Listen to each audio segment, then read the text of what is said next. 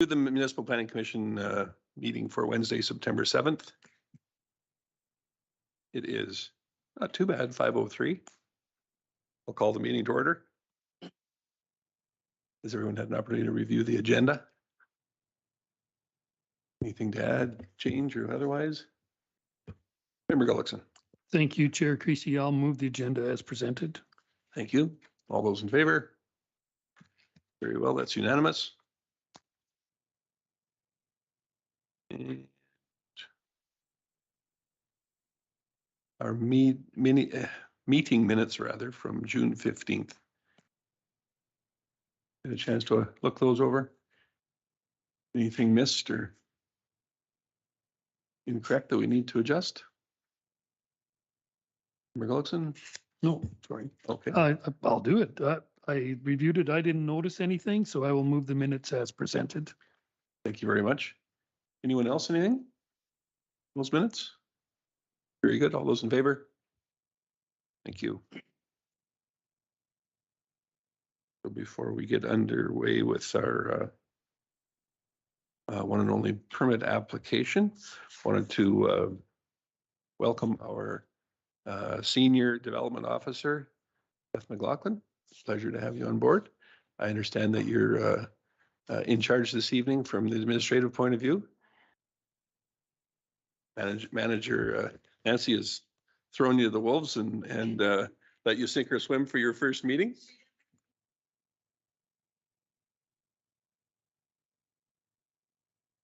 Wonderful. Well, welcome aboard in any event. Thank you. So far, our one and only development application, request for gravel driveway at 5520 50th Avenue. Got the paperwork before you, and Senior Development Officer McLaughlin, the floor is yours to start us off. Thank you, Mayor Creasy. So this might be a little bit different for you. I'm kind of doing the way that I would present to MPC. So hopefully you find it useful. So today we are considering an application for an amendment to a previously approved permit. So we have an already constructed house approved under a development permit located at 5520 50th Avenue. It is an R1 zone property and administration is not in support of the application, and that's the recommendation we've provided for you today. So the couple of things the commission is considering today is the amendment to the previously approved development permit, as well as variances to the land use bylaw under a couple of sections regarding hard surfacing of a driveway on the property. We did do neighborhood consultation to 15 property owners, and we received one letter in opposition simply stating that the site is on a main street and that the driveway should be hard surfaced. That owner indicated they would not be able to attend today's meeting when they dropped off their comments. So as noted, the house was constructed between 2019 and 2020, and a condition of that development permit was to hard surface the driveway. So we conducted a site inspection back in July and confirmed that the front driveway does remain in a gravel state. And so a letter was sent to both the homeowner and the applicant of that original development permit advising that they did need to hard surface the driveway. Mr. Klopstra did get in contact with me to submit this amendment application to keep the front driveway. So that is what we're really discussing today, on whether the driveway should be hard surfaced or whether Mr. Klopstra and Ms. Klopstra can keep their driveway. So this is the status of today. These are recent pictures. You can see it is in a groomed gravel state with the surface material kind of zoomed in, so you can see what that gravel looks like. So the sections under the land use bylaw that we're looking at are 4.12, which allows MPC to modify the development permit. We're bringing it to you for that consideration. And then sections 8.1.6, 8.1.11, and 8.1.12, which all deal with hard surfacing the front driveway. So if MPC chooses to keep the gravel driveway, these are the three sections of the bylaw that you would be varying today. You can vary these 3 sections if you feel that the proposed gravel driveway would not unduly interfere with the amenities of the neighborhood or materially interfere with or affect the use, enjoyment, or value of neighboring parcels of land. So that's a standard condition both within the land use bylaw and the Municipal Government Act. So if you felt satisfied under that clause of your variance power, then you would be able to proceed with a variance to allow the gravel driveway. So the bylaw requires hard surfacing for the intent of limiting the granular material that gets pulled onto the street and onto the sidewalk. Gravel on sidewalks can cause mobility issues, and it can cause damage to both the sidewalk and the roadway as well, with vehicles spitting the gravel while they're driving. Hard surfacing has a definition in our bylaw, and it means a variety of materials for hard surfacing. So I've provided some example photos of what that hard surfacing can look like. So we wouldn't say that the Klopstras have to asphalt or concrete their driveway. They have a number of options, including those items plus interlocking bricks, paving stones, or a similar material. So oftentimes we can work with an applicant on what that hard surfacing actually looks like. As noted, the existing gravel driveway connects to 50th Avenue, so Highway 12 through Lacombe. Being the main east-west thoroughfare, and it is located in the downtown area redevelopment plan as well. So this is just a snippet of the block where this property is located and the different driveways located just within this stretch. So this isn't all of 50th Avenue, but the ones located more so in close proximity to the proposed application today. And so you can see that those driveways that are located close are hard surface currently. There was a redevelopment property also across the street most recently as well. And that driveway is the one on the left side of the screen. And you can see that they did complete their hard surfacing as required. Within your agenda package, we also included a series of Google Street View images just for reference to show the way that the driveway has progressed over the past number of years. So starting out as a dirt driveway and then progressively got better and was redeveloped slightly as a gravel driveway as the years went on. So those are provided in the last pages of the agenda packages, and I believe go back to 2012 where that existing dirt driveway was in place. So administration is not satisfied that the regulation for hard surfacing should be varied, and that's due to the fact that all new development requires that hard surfacing, redevelopment included, and being located along 50th Avenue, which is the prominent roadway in Lacombe, and in the DARP area, we think it's even more important for the hard surfacing to be in place and to enhance the streetscape. So our recommendation is for refusal, and we've given you 2 reasons here that you can use if you'd like as part of your recommendations for refusal, or you can tweak the wording, and we're happy to help you if you have any other reasons that you would like to recommend. And as noted, the Klopstras are here as well to speak to their application. Thank you.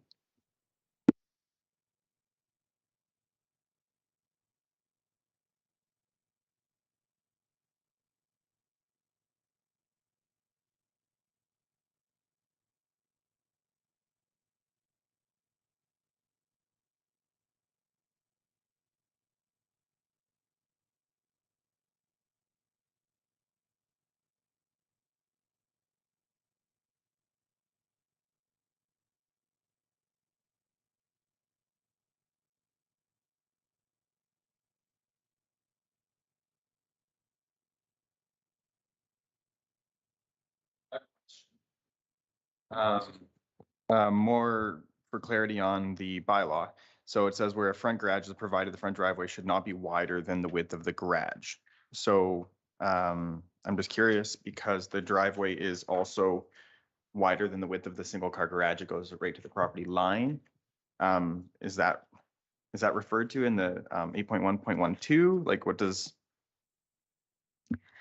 Sure. Sorry, I'm used to saying through the chair to members of the commission. I think that's a little bit more formal. So the reason that the driveway is wider is because when you look at those Google Street View images, the existing curb cut was on that side of the property. And so in order to then have the garage set back the certain distance as per the bylaw in the Alberta Building Code, then they had to widen it to be able to access. It's also a drive-through to the garage in the back. So that part, in our opinion, isn't something that we're considering because that was approved already to be that wide. It's really just the hard surfacing that we're trying to determine today.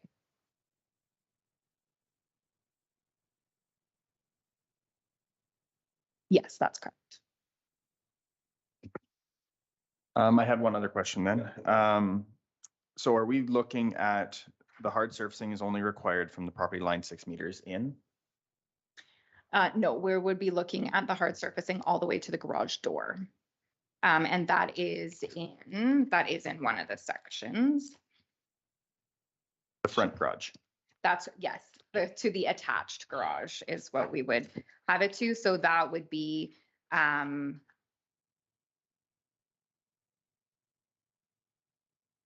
Ms. McLaughlin, so just to be clear with that there is some differences between industrial areas and residential. And residential is to the garage itself. On some aprons or entrances into properties in industrial areas or other areas within the city, it is just a 6 meter distance. Is that that's correct? correct. Yeah.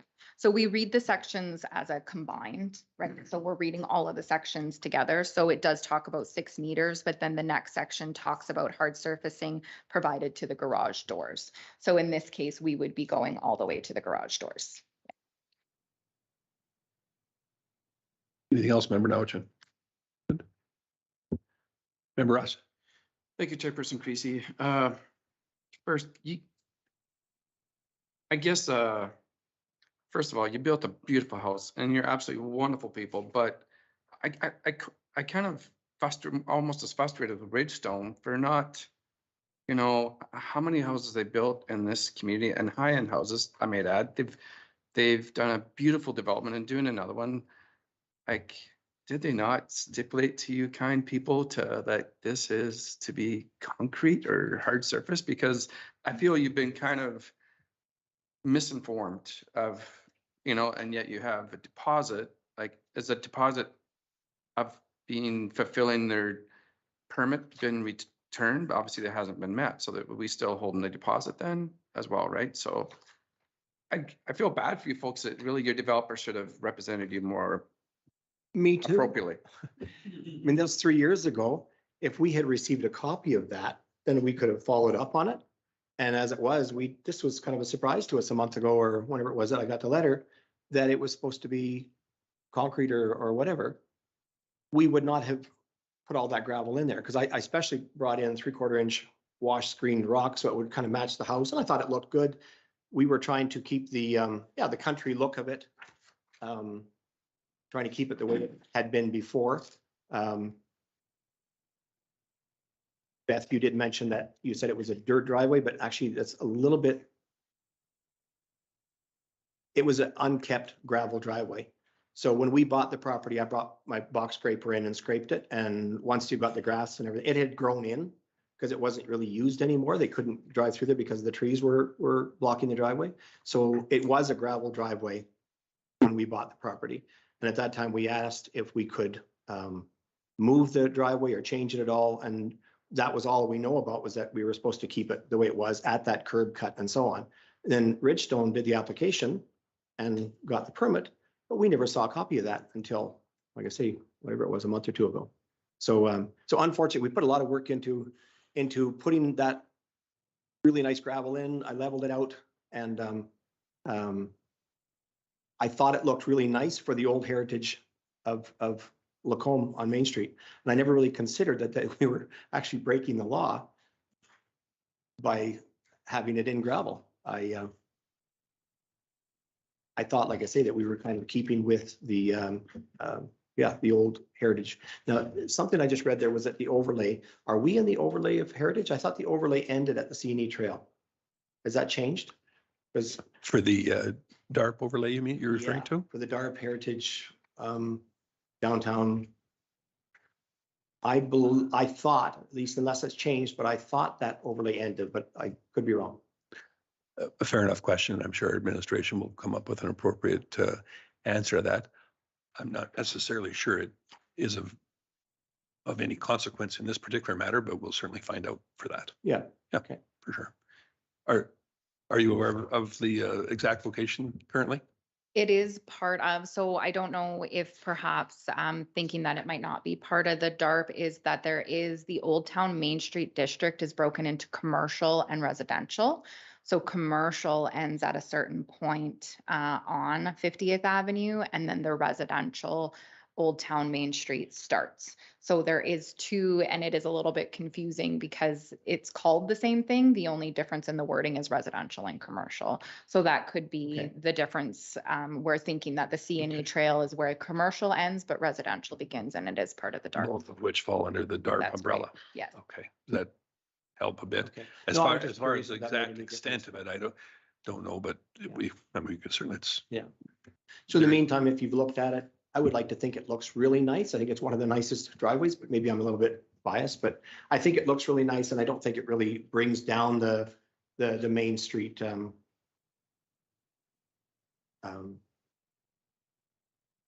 do you want to call it? Just the good look of Main Street. So, and again, had we known 2 years ago, it would have been nice to have done it then. It's just that we put it's already there, and I'm wondering, is it really harming anything? But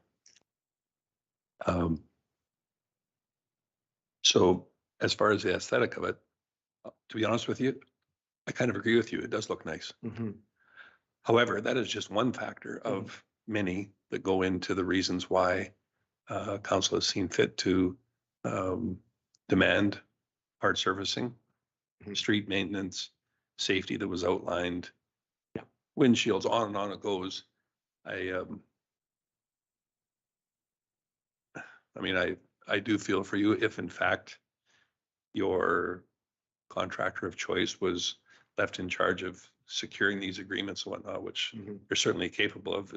There's lots of projects that go that way, or owners choose to do it themselves.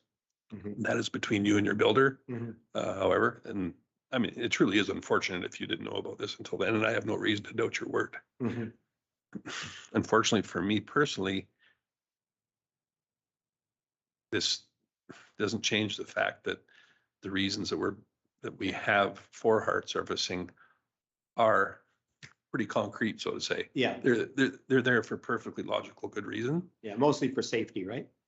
Safety, absolutely. And while I'll be honest with you, I have no doubt that you will keep it looking the way that it does now. At some point in time, this property will change hands. Mhm. When we do have an obligation to look forward to the future owners as well. And as surprising it was for you as the builder or the owner of this property, imagine how it would be for someone down the road to buy it and run into the same thing when they don't know going in. So I'm not without compassion for your situation. However, this does fall well outside of the parameters of what is acceptable, especially on a main street, just even drives that point home further for me anyway, that there's certain community standards that need to be upheld. This isn't it's not a punishment.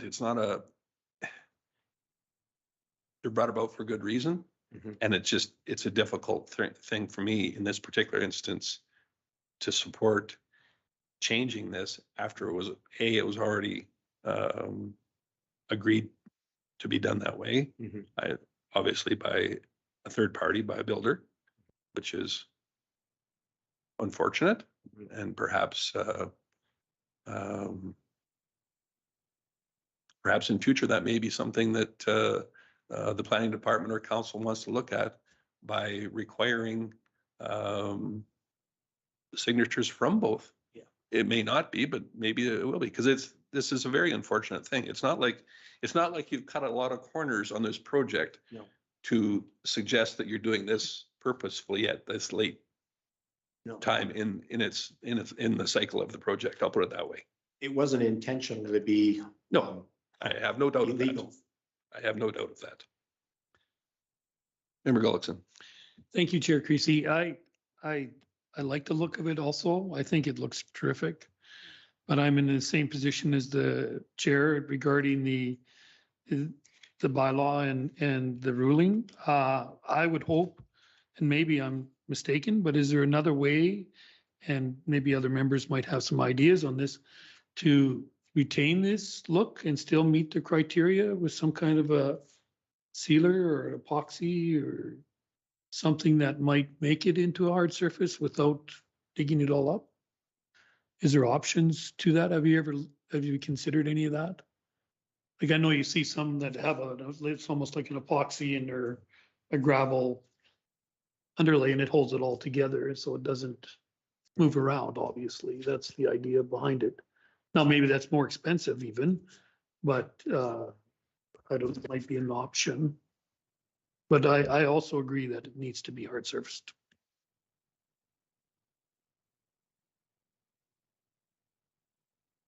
Anyone else? Isn't that interesting? Now I haven't had that before. As I look over with the reflection of our window in there, I cannot tell that your light is on. Member Kents, go ahead. Thanks, Chair Creasy. I guess a little confusion. I heard mentions of Ridgestone. The applicant isn't Ridgestone. So in the application, I'm sure there was a list of conditions that stated that the driveway had to be hard surfaced. So not all of us sat here and blamed Ridgestone for, which I think is wrong. He's not here to defend himself in that situation, but the applicant was not Ridgestone. So it says right in our paperwork. So I think it was wrong to blame someone for something they can't defend themselves of. There was also a deposit of $1,000. I guess I'm not clear on who gave that $1,000, whether it was the applicant or the contractor. Again, we blame the contractor for, it looks like conditions that he signed with the city, and I'm not sure if that was the situation here at all. So if the listed conditions were put out in the development permit, I believe the list of conditions should be met by whoever applied for that permit. Thank you for those comments. I think, and you're welcome to add to it but before we get any further, perhaps we'd have administration clarify who in fact did draw the permit. Yes, I can clarify for you, Mr. Kentz and rest of MPC. The original development permit, so when we're talking about the construction of the house back in 2019, was Ridgestone. Ridgestone paid the deposit, so they pay the $1,000 development deposit that's required for any new house. And the conditions are listed on that application. And then it's up to the contractor to be working with their client to provide them whatever documentation. So typically the client is usually removed from dealing with the planning department directly because it's the contractor who goes through the permits and the inspections and all of that process. So Ridgestone was the original applicant. The application, when we went to do our site inspection and said, no, it's graveled, it's not meeting the conditions of the development permit, went both to the Klopstras and to Ridgestone. So with a development permit, it travels with the land, not the person who applies for it. So that's why it gets sent to both the applicant and the landowner. The Klopstras chose to make the amendment application versus Ridgestone. So I hope that provides a little bit of clarification. Thank you for that.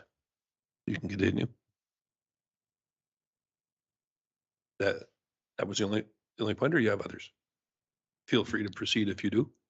The second one, recently I drove past that driveway with another car alongside me. I'm not sure whether that stretch of highway is a 2-lane or a single lane. Through a driving course, they're claiming it's a 2-lane highway. If you do not merge into that lane, you will fail your driving test, as my son did. It's considered 2 lanes. Now, so the guy that passed me doing right through the light, it was green. The stones did come up and just on that driveway, near that driveway. I'm not saying it was from that driveway, but the stones did shoot up. It was interesting that I thought the whole time, I thought a lot of these driveways had to be a hard surface, but I thought there was an exception to this one. Lo and behold, we're here today. So it is dangerous. It's not safe, especially, I'm not sure if it's considered a 2-lane or a single lane. It'd be interesting to find out. Failing a test because you didn't merge into that lane indicates that that is a 2-lane road and people can drive in that second lane. Driving at the same speed as everyone else creates a lot of issues and safety issues on that stretch there. So I had a firsthand experience on that little stretch in that 1 block area. So thought I'd add that. Thank you for that interesting point. I don't believe that it's the lane markings are such that it would suggest a 2-lane, but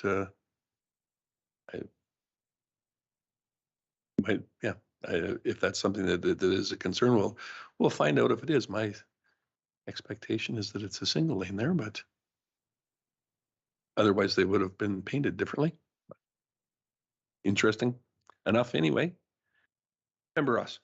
Thank you, Chairperson. I guess my intent was bringing up Ridgestone. It was not any intent to blame them. I guess it was more of a disappointment because I think my history of building houses, you look forward to being mentored by them through your process of your build and so forth. So it was like I recognized Ridgestone's built some absolutely beautiful homes and beautiful projects and added to the city, and and they've done wonderful jobs. I guess I was just in sympathy to yourselves and being here tonight was I'd be disappointed, I guess, that you would have hoped that you wouldn't be at this position tonight.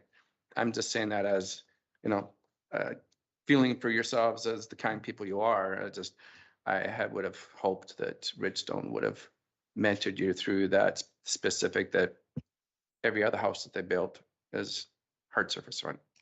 And I just, I think that the amount of developments that they've done and the high end developments as well as your house is absolutely beautiful. And knowing you people and how meticulous and heart and pride you are in your ownership, because I've heard many stories of your truck. It's don't get in without taking your shoes off first and whoever drives your truck. So I don't doubt you as people why you are present at your residence. If you've moved to town and build, that it would be immaculately taken care of, like the chairperson said, the next person, and unfortunately it's a precedent that most other people don't put the same heart and pride in the residence that you do with a gravel surfaced driveway, because all due respect to others, it's usually in other areas where there's not near as much as heart and pride. So that is, I would like to clarify more. It was the disappointment that you weren't made aware, especially with the property that you built. So thank you.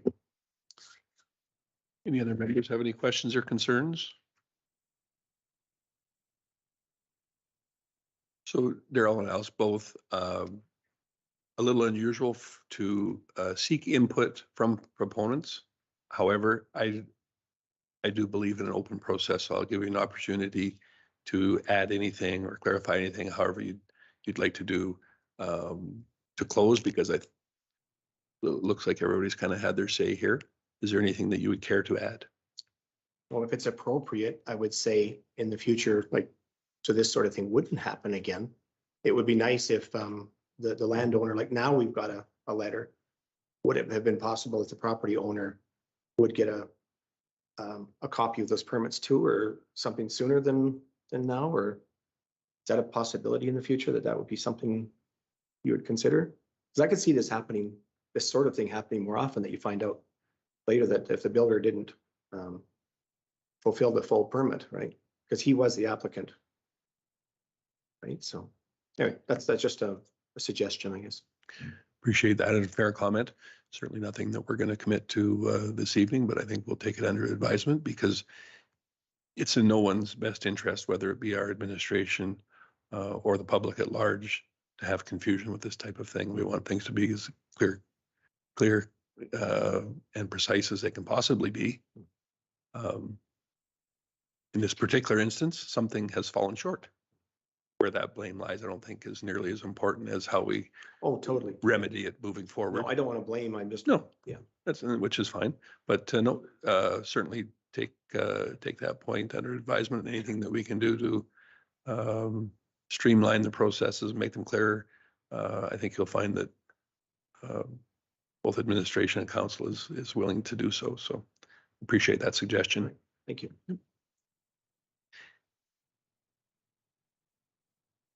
Do we have a motion on the floor at this time? No. Do we have a motion in our future? Member Gullickson. Nobody's happy about Yeah. it. That's why, yeah.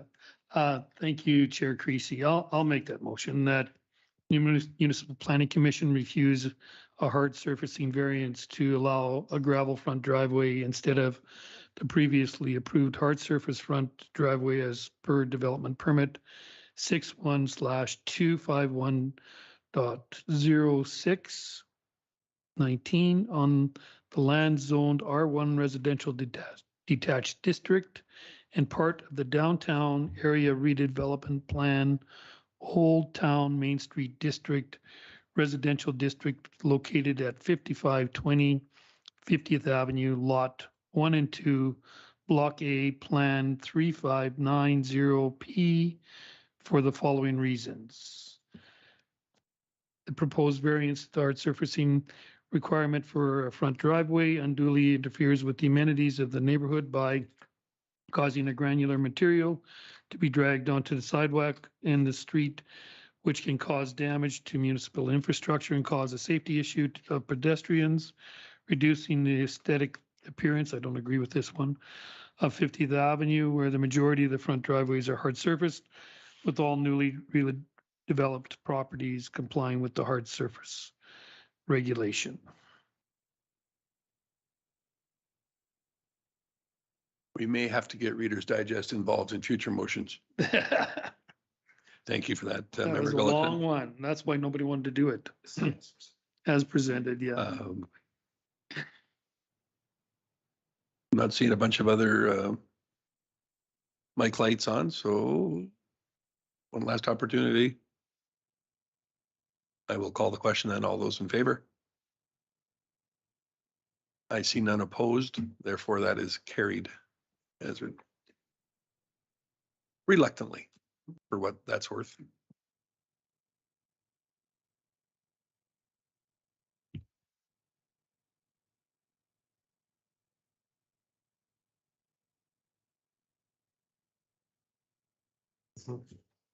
So we have, our meeting is still underway, everyone. Item number 5, the summary of permits issued by the Development Officer, Development Authority is a separate sheet as handed out. Would you care to go through those, either of you? Development Officer Kirk, thank you. Thank you, Chair Creasy. All right. Everybody hear me? All right, so we have a few that have been issued by the Development Officer, Development Authority. So I'll go over them with you. The first one is for a portion of overheight front yard fencing. So that was due to a weird kind of triangle shape of the lot. That was at 5828 45th Avenue. 45 property owners were notified. No opposition was received. That permit was conditionally approved on May 26th, and it was subject to an appeal period that ended on June 23rd, and no appeals were received. The next one is for a side yard setback variance and a rear yard setback variance on an existing shed. So that's at 4606 Highway 2A. 9 property owners were notified. That one, or no opposition was received, so it was conditionally approved on July 21st, subject to an appeal period that ended on August 18th, and no appeals were received. So then for The following three, so 61, 251, 26, 27, and 28 are for two lots that should be consolidated in the future if a development ever happens. So that's why there's so many variances on these ones. Another one is for a shed, so it's the adjacent lot. Again, nine property owners were notified and no opposition was received. So it was also conditionally approved on July 21st, and that appeal period ended again on August 18th. No appeals were received. And then the last one was for a portion of overheight fencing that was pre-existing on the lot. And that one was, again, 4610, so 9 property owners. July 21st, it was conditionally approved. August 18th, the appeal period ended and no appeals were received. Then moving on, we have a demolition of an existing City of Lacombe decommissioned water well building. 20 property owners were notified. No opposition was received.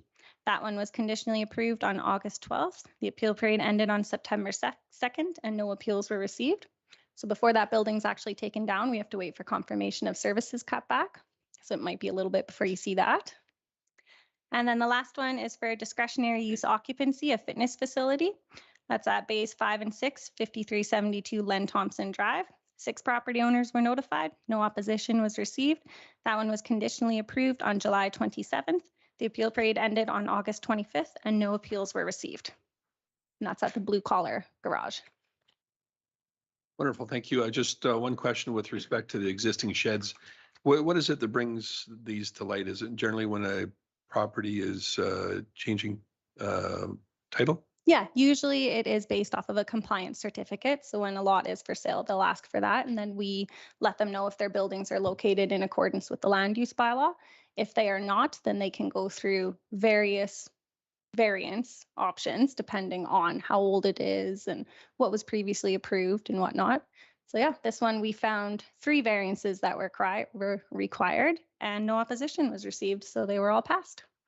Right, so just to play devil's advocate in a situation like this, then, once a person has a variance approval for a shed, there really remains for forever. Because how do they know, how does anyone know if it's a new shed or the existing shed or anything else? So it's there forever. And I'm just wondering if that is the intent. So we wouldn't know if they got a new shed or located another one too close unless they got a permit. Then we would put a condition on to locate it at least 3 feet away from the side and rear property lines. But we wouldn't know if they actually did that until we got a request for compliance and saw a land survey. Fair enough. Thank you. You're welcome. Question. Go ahead. On that shed issue, does that shed, are those sheds over the required size or the minimum size? Or is it over the minimum size? So I'd have to check with Beth on that one. She's the one who issued the permits. But I do believe that they were about 384 square feet and anything over 10 by 10 requires permits. Yeah. So they would have had permits in the past, but then they just didn't locate it in accordance with what the condition was. That makes more sense. Yeah. Anyone else? No, thank you for that report. Do we normally receive these for information or no? Yeah, we just state in the minutes that you accepted for information. Okay, very good then. I'll make that motion to receive it as information. Thank you. Member Ross, all those in favor? Very good. Make a motion to adjourn. You sure can once we get through the Oh, I thought we were done. next meeting. Sorry. So September 21st. Do we have any applicants at this point in time for that meeting? We may have one for you. We just got something today, so we will have to see at our timelines to see if we can get it on the agenda or not. So perhaps we'll go with that, but we'll send an email if it is canceled. And the final date for that notification would be when? I'm sorry, notification from administration to the commission to know if in fact by the end of this week, we'll kind of know, or when is that? Because Okay. Because the point was made that that may be conflicting with an event where my expectation is that 3 members will not be present. That's okay, because we actually will be at a conference that week. So we'll let you guys know tomorrow when the next MPC will be. We'll figure it out with the schedule and talk to the applicant. And Our apologies to the applicant, if in fact it does go through and requires a meeting, that it will be bumped to the next available date. But yeah, we're just not, we're out of the community. All council is, so. Okay, thank you. Member Ross, thank you. All those in favor? Very good. Thanks, everyone. So that was it.